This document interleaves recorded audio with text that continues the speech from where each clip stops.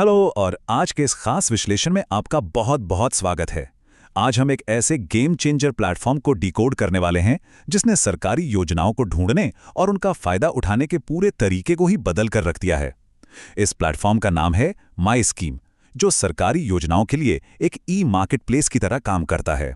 तो चलिए बिना देर किए सीधे विषय पर आते हैं। आज की चर्चा में सबसे पहले हम समझेंगे कि सरकारी योजनाओं को खोजना पहले कितना बड़ा सिरदर्द था। फिर हम माई स्कीम प्लेटफॉर्म को पेश करेंगे, इसके आसान से 3 चरणीय प्रोसेस को समझेंगे, उपलब्ध योजनाओं की कैटेगरीज पर बात करेंगे और आखिर में इसकी ऐप एक्सेसिबिलिटी को भी देखेंगे। शुरुआत करते हैं हमारे पहले भाग से, सरकारी योजनाओं की भूल भुलैया को समझना। हम सभी ये बात अच्छी तरह जानते हैं कि किसी सरकारी सहायता या योजना की सही जानकारी पाना असल जिंदगी में कितनी बड़ी चुनौती हो सकती है। सही रास्ता खोजना अक्सर नामुमकिन सा लगने लगता है। अब यहाँ एक बहुत ही प्रैक्टिकल सवाल उठता है। सोचकर देखिए, भारत के आम नागरिक लगातार बदल रहे हजारों सरकारी कार्यक्रमों और योजनाओं का हिसाब आखिर कैसे रख सकते हैं? हर रोज नई योजनाएं आती हैं और पुरानी योजनाओं के नियमों में कुछ न कुछ बदलाव होते रहते हैं। पुराने और नए तरीके के बीच का भारी अंतर बिल्कुल साफ है। पहले क्या होता था, लोगों को दर्जनों अलग अलग सरकारी वेबसाइट्स खंगालनी पड़ती थी और जटिल नियमों में उलझना पड़ता था। लेकिन नए तरीके में सब कुछ एक सिंगल यूनिफाइड ई मार्केटप्लेस पर आ गया है, जो अपने आप व्यक्तिगत जानकारी के आधार पर आपको सही योजना से मैच कर देता है। तो इस समस्या का असल समाधान क्या है? और यहीं एंट्री होती है हमारे दूसरे भाग की, माई स्कीम प्लेटफॉर्म, एक बेहतरीन डिजिटल समाधान। इसे नेशनल ई गवर्नेंस डिवीजन यानी NEGD द्वारा तैयार किया गया है ताकि नागरिकों को इस मुश्किल खोजबीन से आज़ादी मिल सके। असल में ये माई स्कीम प्लेटफॉर्म सरकारी योजनाओं के लिए एक वन स्टॉप सर्च और डिस्कवरी पोर्टल है। डिजिटल इंडिया वीक 2022 के दौरान लॉन्च हुए इस प्लेटफॉर्म ने शुरुआत में ही 100 से ज़्यादा क्रॉस सेक्टर योजनाओं को एक ही जगह इकट्ठा कर दिया था, ताकि किसी को भी अलग अलग सरकारी दफ्तरों के चक्कर न लगाने पड़ें। डिजिटल इंडिया वीक के लॉन्च के समय कहा गया एक अहम उदाहरण सरकार के व्यापक विजन को रेखांकित करता है। हमारे डिजिटल समाधानों में पैमाना, सुरक्षा और लोकतांत्रिक मूल्य हैं। ये स्पष्ट रूप से एक सुरक्षित और बड़े पैमाने पर डिजिटल पहुंच सुनिश्चित करने का वादा है। चलिए अब सबसे काम की बात पर आते हैं, जो है हमारा तीसरा भाग, 3 चरणीय प्रक्रिया और पात्रता खोजना। आइए देखते हैं कि ये प्लेटफॉर्म असल में काम कैसे करता है और इसे इस्तेमाल करना कितना आसान है। ये पूरा प्रोसेस सिर्फ 3 बहुत ही आसान स्टेप्स में सिमटा हुआ है। पहला, अपनी बुनियादी जानकारी दर्ज करना। दूसरा, प्लेटफॉर्म के सर्च इंजन को उपयुक्त योजनाएं खोजने देना। और तीसरा, सही योजना चुनकर आवेदन करना। इसका मेन फोकस पूरी प्रक्रिया से गेसवर्क या अनुमान लगाने के झंझट को पूरी तरह खत्म करना है। अब डिटेल्स में आपको क्या देना है? बस अपनी उम्र, जेंडर, आपका राज्य, आप शहर में रहते हैं या गांव में, जाति, विकलांगता की स्थिति, रोजगार की स्थिति और परिवार की आय, ये सब। सिस्टम इसी सटीक डेटा का इस्तेमाल करके आपके लिए इररेलेवेंट योजनाओं को हटा देता है और सिर्फ वही दिखाता है जिसके लिए आप वाकई में योग्य हैं। पहले चरण की शुरुआत बहुत ही बेसिक है। कोई भी नागरिक इस पोर्टल पर जाकर अपनी ये बुनियादी जानकारी आसानी से भर सकता है। यह एक साधारण सा फॉर्म भरने जितना ही सरल है। बुनियादी जानकारी डालने के बाद जादू शुरू होता है। सिस्टम का एल्गोरिदम तुरंत अपना काम शुरू करता है और दी गई जानकारी को बस कुछ ही सेकंड्स में हजारों योजनाओं की गाइडलाइंस के साथ मैच कर लेता है।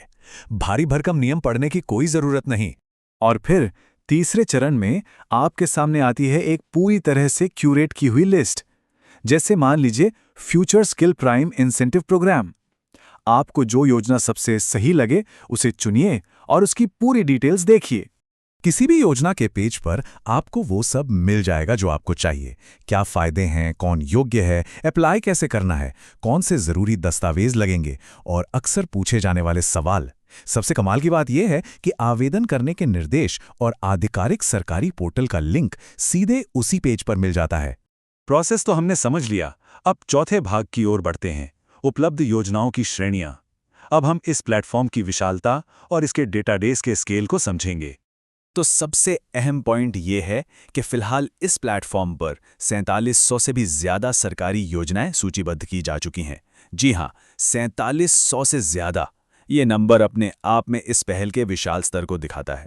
अगर इस डेटा को थोड़ा ब्रेक डाउन करें और इन योजनाओं के स्रोत को देखें तो हम पाएंगे कि केंद्र सरकार की लगभग 680 से ज्यादा योजनाएं हैं, लेकिन असली बड़ा हिस्सा यानी 4020 से भी अधिक योजनाएं असल में राज्य और केंद्र शासित प्रदेशों के स्तर पर संचालित होती हैं। कुल 19 अलग अलग सेक्टर्स हैं, लेकिन टॉप 3 की बात करें तो ये बिल्कुल साफ है कि सरकार का फोकस कहाँ है। सामाजिक कल्याण में सबसे ज्यादा 1448 योजनाएं हैं। इसके बाद शिक्षा के क्षेत्र में 1097 और कृषि तथा पर्यावरण में 849 योजनाएं मौजूद हैं। राज्यों के हिसाब से देखें तो नंबर काफी अलग अलग हैं। उदाहरण के तौर पे गुजरात में 641 योजनाएं इस पोर्टल पर लिस्टेड हैं, गोवा में 269 और बिहार में 113 योजनाएं हैं। ये डेटा दिखाता है कि अलग अलग राज्य इस पोर्टल का किस तरह से इस्तेमाल कर रहे हैं। मतलब साफ है, माई स्कीम की उपयोगिता पूरे देश में फैली हुई है। आप भारत के किसी भी राज्य या केंद्र शासित प्रदेश में हों, ये डिजिटल डायरेक्टरी ये सुनिश्चित करती है कि देश का कोई भी कोना इन सुविधाओं से अछूता न रहे। और अब हम आते हैं अपने आखिरी हिस्से पर, पहुंच और ऐप सपोर्ट। ये डिजिटल टूल आम जनता के हाथों तक कैसे पहुंच रहा है, इसकी एक्सेसिबिलिटी क्या है, ये जानना बहुत जरूरी है। आंकड़ों की बात करें तो ये टूल एक वेब पोर्टल के साथ साथ एंड्रॉयड ऐप के रूप में भी उपलब्ध है। इसे 10 लाख से ज्यादा बार डाउनलोड किया जा चुका है और गूगल प्ले पर इसकी 3.8 स्टार रेटिंग है। अभी ये हिंदी और अंग्रेजी में उपलब्ध है और इसमें टेक्स्ट टू स्पीच और डिसलेक्सिया फ्रेंडली मोड जैसे शानदार ऑप्शंस भी दिए गए हैं। हालांकि कुछ यूजर्स ने कभी-कभार ऐप के क्रैश होने की शिकायत भी दर्ज की है। अगर इस पूरे प्रोजेक्ट और डिजाइन फिलॉसफी के विजन को एक लाइन में समझना हो तो वो ये है, माई स्कीम का व्यापक दृष्टिकोण सरकारी योजनाओं के इंटरफेस को सुव्यवस्थित करके नागरिकों के जीवन को आसान बनाना है।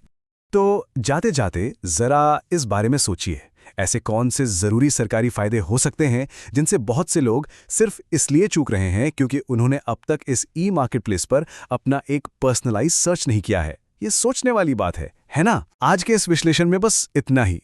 हमारे साथ जुड़ने के लिए आपका बहुत बहुत धन्यवाद।